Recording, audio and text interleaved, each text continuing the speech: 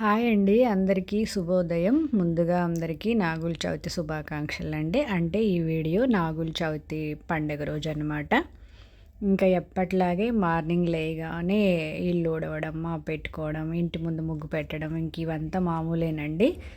కాకపోతే కార్తీక మాసం కాబట్టి 4కే లేచి 6 లోపలే పూజనైతే చేసుకుంటున్నా అండి. అంటే డైలీ కాకపోయినా ఇలా ఏవైనా ప్రత్యేకమైన రోజులు ఉన్నప్పుడు అంటే నాగుల చవితి, కార్తీక సోమవారం, ఏకాదశులు అలా వచ్చినప్పుడు మాత్రం ఎర్లీగా లేస్తున్నాను.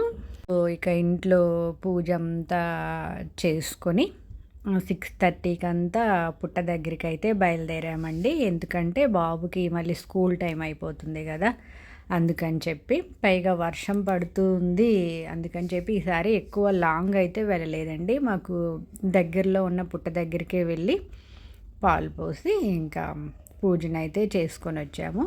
ఇక్కడైతే ఇంకా తెలుసు కదండి అందరికీ, ఇలా చిమ్లీ ఉండలనైతే చేసి నైవేద్యంగా అయితే పెట్టానండి.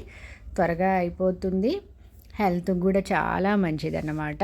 సో ఇంకా సొద్దులు అవేం నేను నానబెట్టలేదండి. ఎందుకంటే బయటికి వెళ్ళి అవంతా తెచ్చుకొని ప్రిపేర్ చేసే అంత టైం లేదు, వర్షం పడుతూనే ఉంది.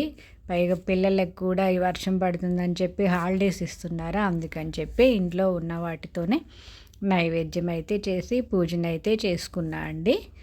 సో చూసారు కదా, ఇంకా ఇంట్లో వర్క్, పూజ అన్నీ చేసుకొని పుట్ట దగ్గరికి అయితే వెళ్ళాను. మార్నింగే కాబట్టి అంత ఎక్కువ మంది ఎవరు లేరండి, పర్లేదు.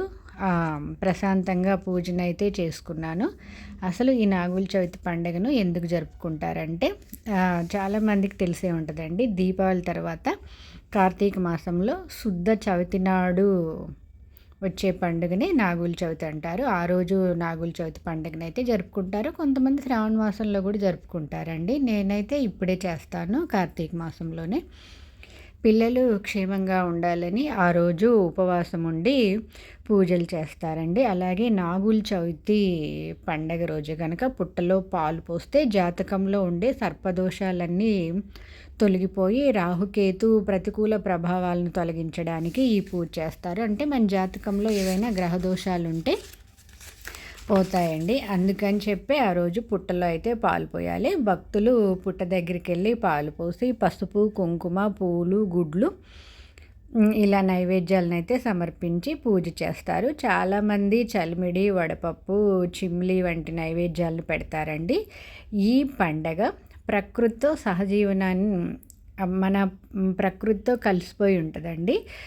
ఆల్మోస్ట్ మన పండగలన్నీ మనకి ప్రకృతికి చాలా దగ్గర సంబంధంగా ఉంటాయి కదండి. సో అంతేకాకుండా జంతువుల పట్ల గౌరవాన్ని కూడా పెంచుతాయి ఈ నాగుల చవితి పండగ.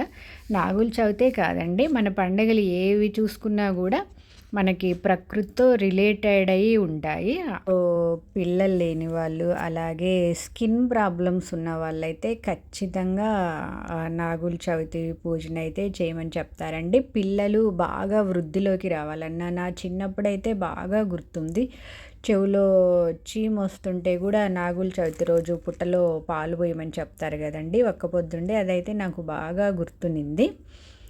సో ఎక్కువ స్కిన్కి సంబంధించినవి అలా ఏమైనా ప్రాబ్లమ్స్ ఉన్నా కూడా నాగుల చవితి రోజు పూజ చేయమని చెప్తారు కదండి పెద్దలు. సో ఇక్కడైతే నేను వర్షం పడుతుంది కదండి, పుట్ట దగ్గర దీపం పెడుతూ ఉండడం లేదని పక్కనైతే ఇలా దీపాన్ని అయితే పెట్టానండి.